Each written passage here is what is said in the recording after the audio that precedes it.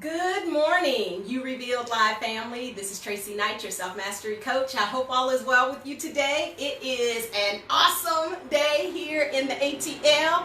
It's beautiful. I love springtime.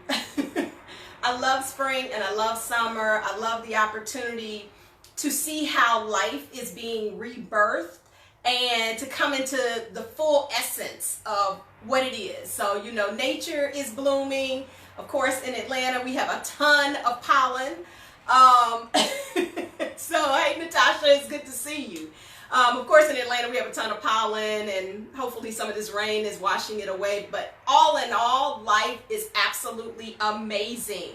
And I'm hoping that life is amazing for you as well. I know that in the wake of COVID-19, people are having very different experiences in their life, and that's part of what I want to talk with you about today. The topic for today is, do you know why people panic and crumble in the face of a crisis? Now, before I jump in on that, I want to remind you to like us, tag us, and share us with all of your friends. And I also want to give thanks. I want to give thanks for life and for my higher power of my own understanding. I want to give thanks that you're here. I want to give my condolences to people who have experienced death, uncertain death, or death that was not expected of a loved one during the, hey Soror, during the COVID-19 experience. While we all understand that death is a natural part of the cycle of life, none of us are getting out of here alive. We relate to death very differently.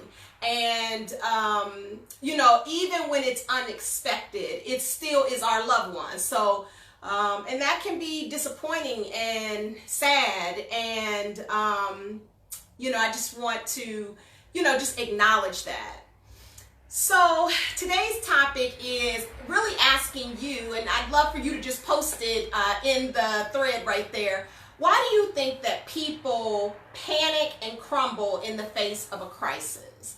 I think we're probably about a month and a half or so into this whole COVID-19 experience, and people have had very different responses and reactions to it. I think on the front end, people started going out and buying up everything. I want to know who was buying up all the toilet paper. Oh my God, what is that?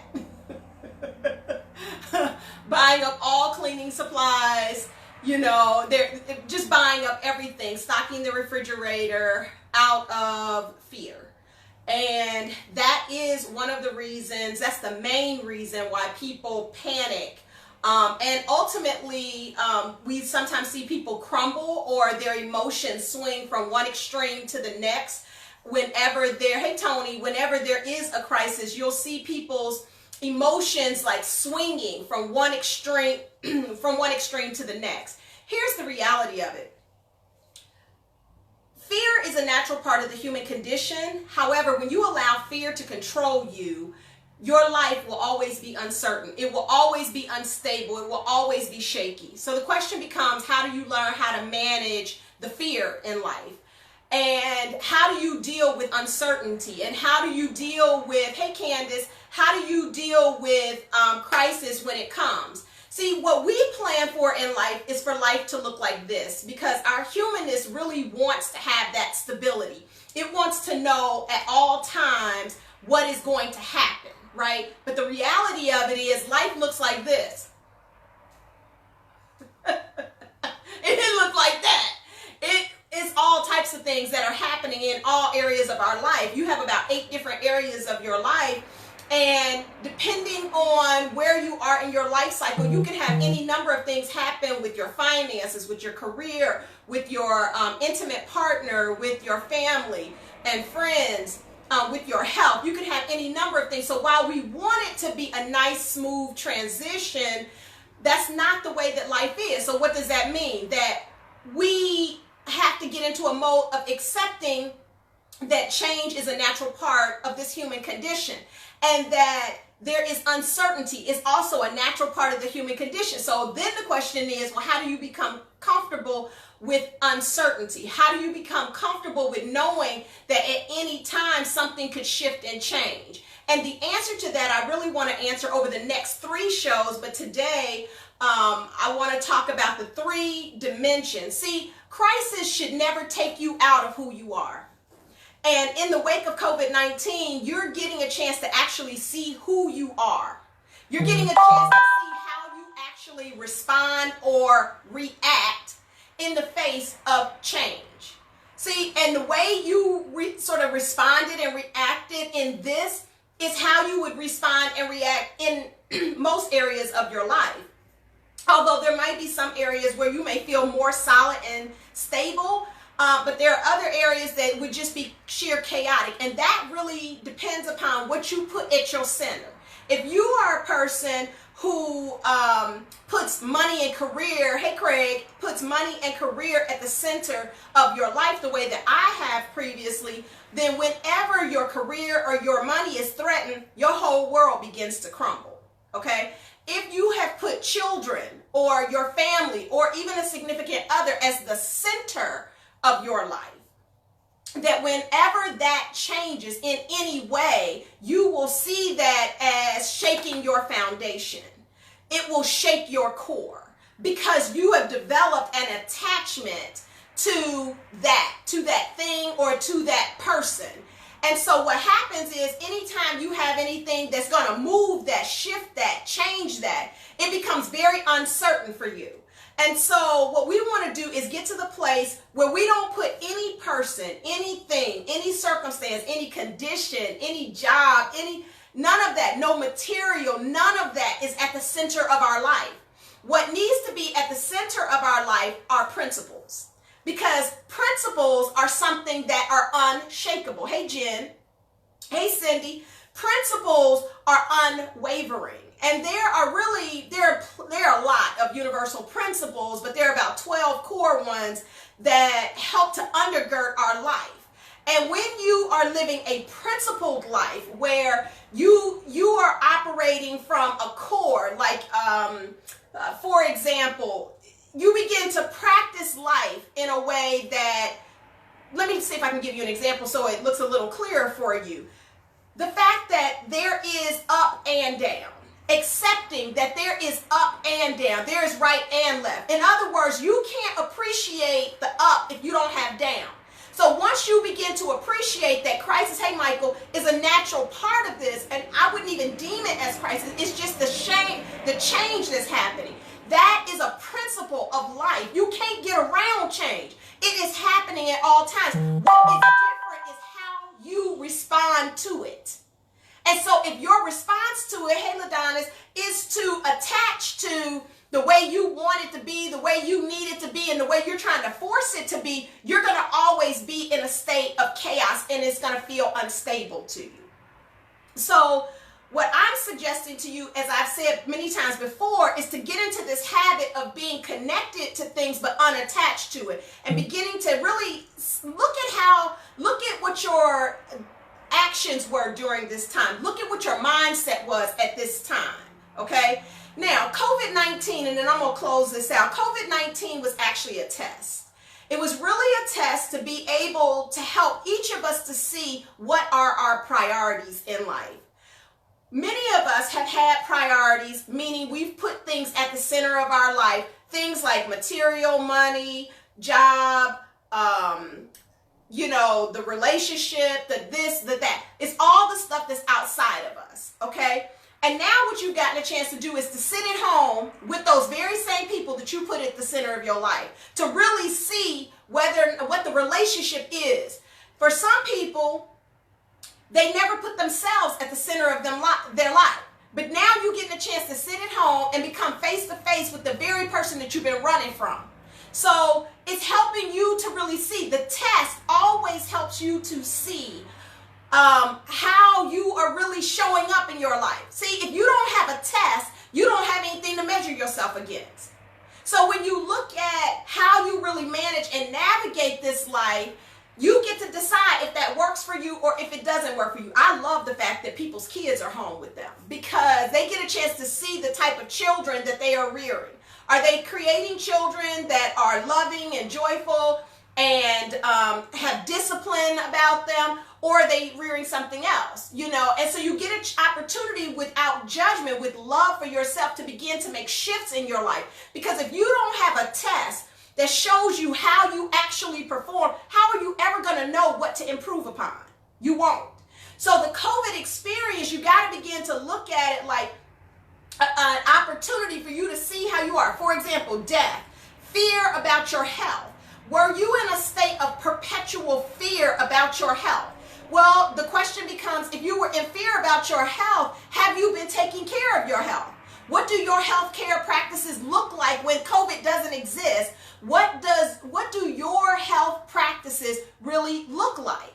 Because when you are in a healthy state, and I know you'll say, oh, but some healthy people, but health is more than just your physicality. It's also your consciousness. So what does the health, the totality of your health look like when COVID is not here?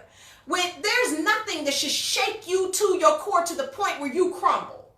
There's nothing that should do that. It will jar you, and yes, you will have to shift, but for some people, it shakes them to the core where there's so much more panic, so much more fear.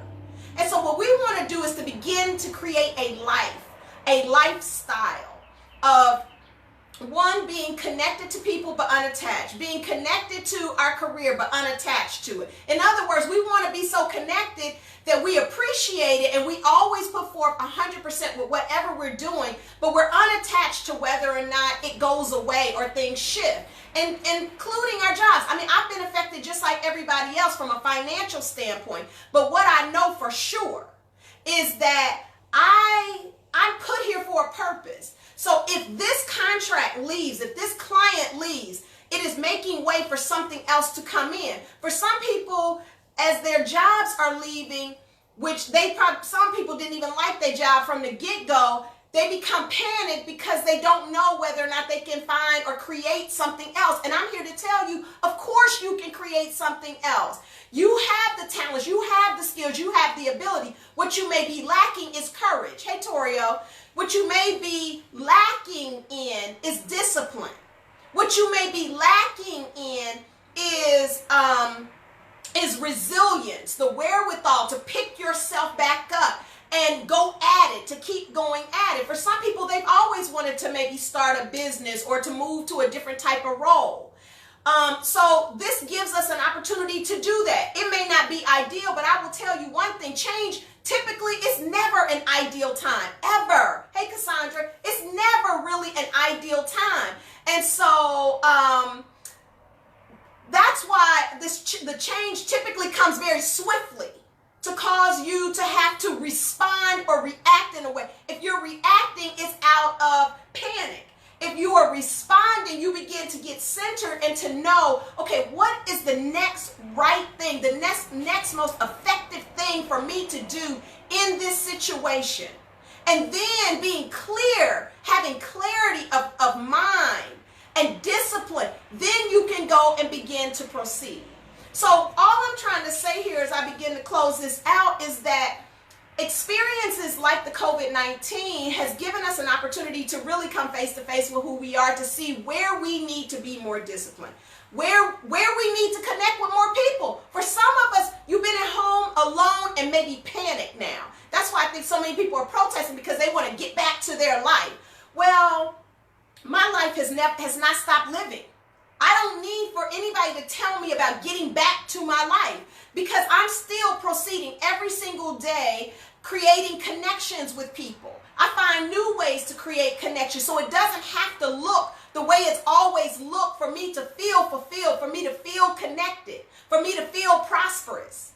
Because that mindset in and of itself means that you are now attached to it, society having to look one particular way. My joy is coming from within. It's not attached to something else. I don't have to go into a workplace to feel connected with my colleagues. I can still create connection with them.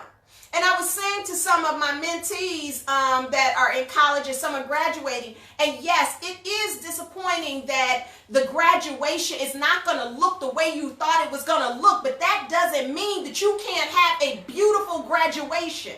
That's not what that means. It doesn't mean that you can't have a celebration. That's not what that means.